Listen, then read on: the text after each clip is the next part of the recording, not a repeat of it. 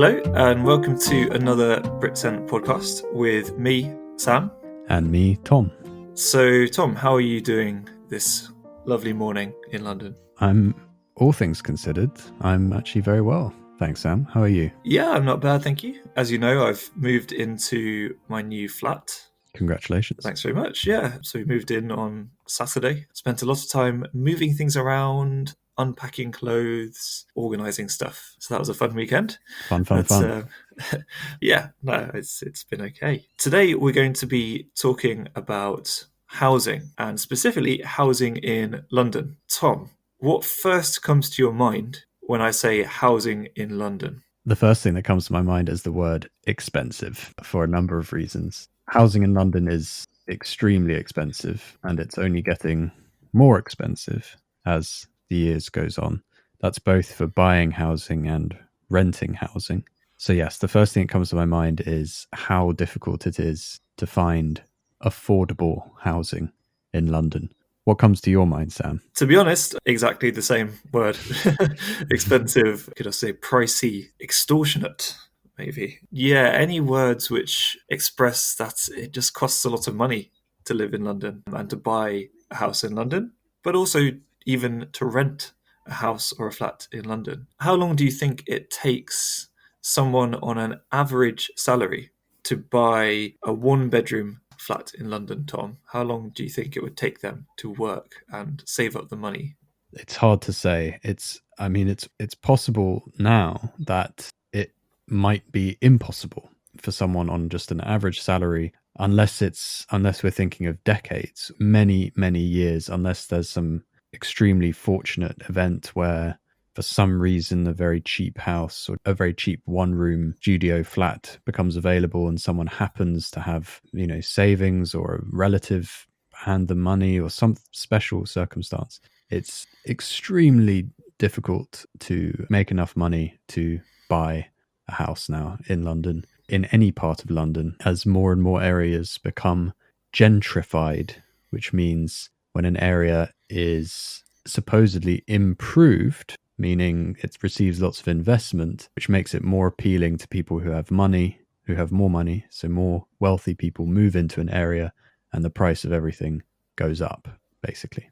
What do you think, Sam? I agree. Yeah, I think it can take an impossibly long amount of time to save up money to buy a flat, even a small flat. A lot of people, if they're lucky, they have assistance from family, their parents, or if they obviously earn a lot of money, then they can save up much more easily. However, for a lot of people, they have to look for other options. So, the option which most people choose, especially when they first move to London, is to rent a flat or a house. It's very common to rent a house or a flat with friends or just with other people who we call flatmates.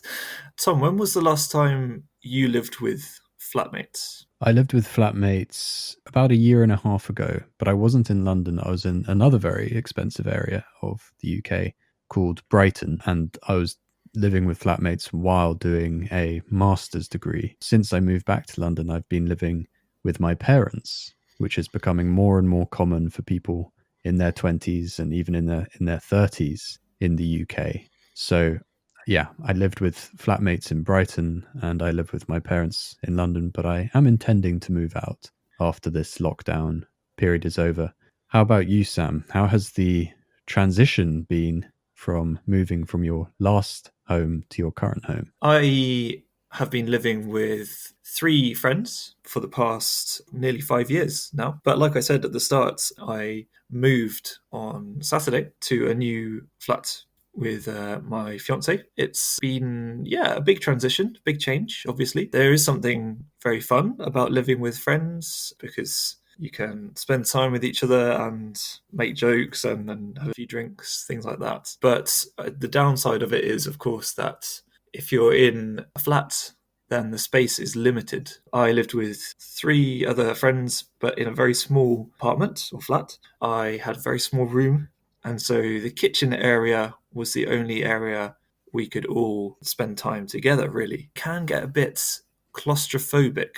You feel like you are in a very small space without much room, and it makes you uncomfortable. When I moved into the flat on Saturday, the first thing that was fantastic, of course, was moving in with my fiance, but also just having space, basically having a living room, having a kitchen to ourselves was, a big change, especially after about 5 years. Yeah, it's been a big change. I think I'll miss sort of making jokes with friends, but at the same time, I'll enjoy having the space and being with my fiance. Like we were saying, London is really expensive to live in, even to rent a property in. However, people still come here and come to live here and work here, even though most people in the UK know how expensive it is to live in London. People still move here. Why do you think so many people want to live in London? I think there are several reasons. The first one that comes to my mind is despite the competition for jobs, there are still a huge number of employment opportunities for people if they come to London. The other thing is that the average wage in London is relatively higher than in other parts of the UK. So people who can work in London have the option of maybe living outside of London in what we might call a commuter town and living quite comfortably, commuting into London to work and then going back home in the evenings. So that's one reason. Another reason is the cultural and social activities available in London, which are very attractive to people. There's so much to do in London. So I think that draws a lot of people into London. So those would be the two key reasons that come to mind. One thing that is definitely not the reason is that people come to London because there's so much affordable, available housing. That is simply not the case. So I don't think anyone coming into London is coming because they think, I'm going to be able to get a lovely flat in the center of London. No, you're not. The only people who are doing that are extremely wealthy businessmen and women from other parts of the world, particularly places like Saudi Arabia and Russia at the moment. And China, I think, is also growing in amount of investment into what we call luxury flats or luxury apartments in the center of London, which are bought by very wealthy people who don't necessarily actually live in them or spend much time in them, but use them as a kind of means of making more money by selling them off or renting them off, which has become rather a problem in our housing market.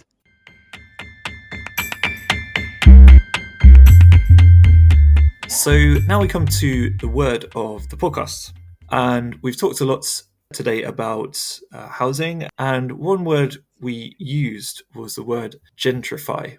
So gentrify is a verb, which means to change a place or a location, such as a neighborhood, by making it more appealing to people who have money. So that can mean improving it or changing it in ways that people with money like. And it means that they therefore want to move there. So, Tom, generally, do areas that have a lot of rich people living there already become gentrified? Do we gentrify those places? Or do we gentrify older or poorer areas usually? We usually gentrify older and poorer areas. Exactly.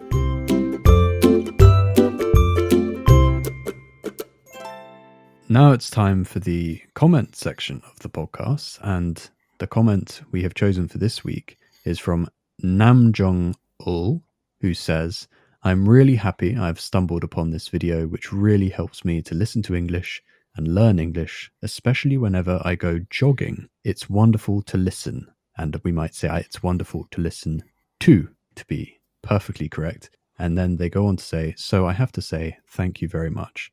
Thank you very much for your comment. And I think it's a great idea to listen to a podcast while jogging. And you can do two things simultaneously, getting fit while learning English. So I think that's a lovely idea. Thank you very much for your comment, Namjong-ul. And again, thank you to everyone for all of their comments on our podcast. That's fantastic. Yeah, really nice. And as you know, I'm a big fan of jogging, so I thoroughly approve of that use of the podcast. So as you might have noticed today, we have a shorter podcast, and that is for a very good reason. It's because we're trying to make our podcasts more efficient, make them a little bit shorter, a little bit more concise, so that we can put out more podcasts for you, because it actually takes quite a long time just to organize and check the podcasts. So We're doing shorter ones so that we can put more out for you. So I hope you've enjoyed listening to us talking about housing and the issues around housing in London and how expensive it is. And hope you have a fantastic week and stay safe with the situation in the world at the moment. Things are getting better, I think, in some places, but we still want to make sure you're not getting sick. So stay safe and have a great week, and we will speak to you soon. Take care, everyone. Speak to you soon.